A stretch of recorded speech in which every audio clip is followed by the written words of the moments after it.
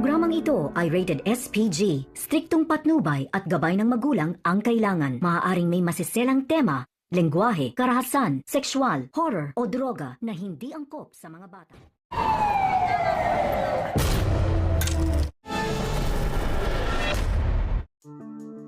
Dito na nga nagsalita si Tanggol tungkol sa kanyang mga panukala sa pag-upo niya bilang alkalde ng lungsod ng Maynila.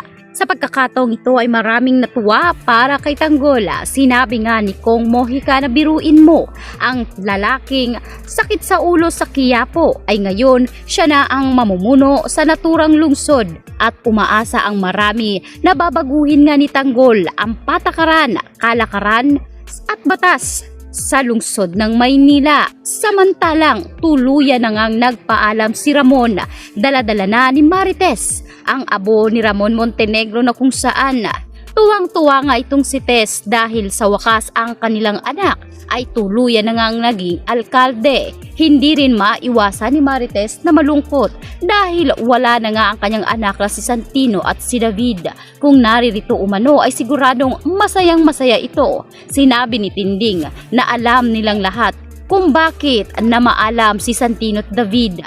Kung sa pagkakataong ito ay ibinuwis umano ng buhay ni David at Santino para makaupo na si Tanggol sa hinaharap.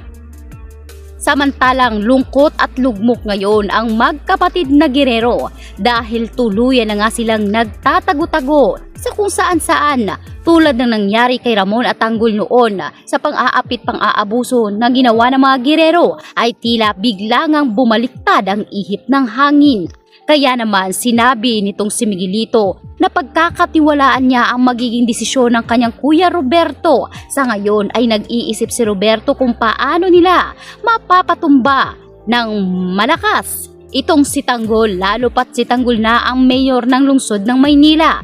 Hindi na rin nila hawak ngayon ang mga kapulisan. Kaya siguradong mahihirapan nga silang hawakan sa leeg ang kanilang mga kilalang pulis. Kaya naisipan ni Roberto na pasukin na ang Bilibid upang doon bawiin itong si Rigor dahil si Rigor ang kanilang matibay na sandata laban kay Tanggol. Kaya naman agad nga nilang pinuntahan ng naturang Bilibid. Sa pagkakataong ito ay pinasok nila. Kaya naman marami sa mga preso ang pumuga at marami rin ang hindi na umalis ng naturang bilangguan sa takot na baka ma-dead on arrival nga sila. Kaya naman itong si Roberto ay pinuntahan agad. Itong si Dimagiba na nakabartulina sa mga oras na iyon. Dito nga tinawag ni Roberto ang pangalan ni Rigor na siya naman ngayong na mukaan itong si Rigor ang naturang boses. Kaya biglang ang lumingon itong si Rigor at napagtanto niya na itong si Roberto pala ang nasa labas ng kanyang bartulina. Agad ngang tumayo itong si Roberto at tinawag ang pangalan niya. Sabay sabi na nais umano nitong si Rigor na humingi ng tulong kay Roberto. Sinabi ni Roberto na handa niyang tulungan si Rigor basta't makikipagtulungan ito.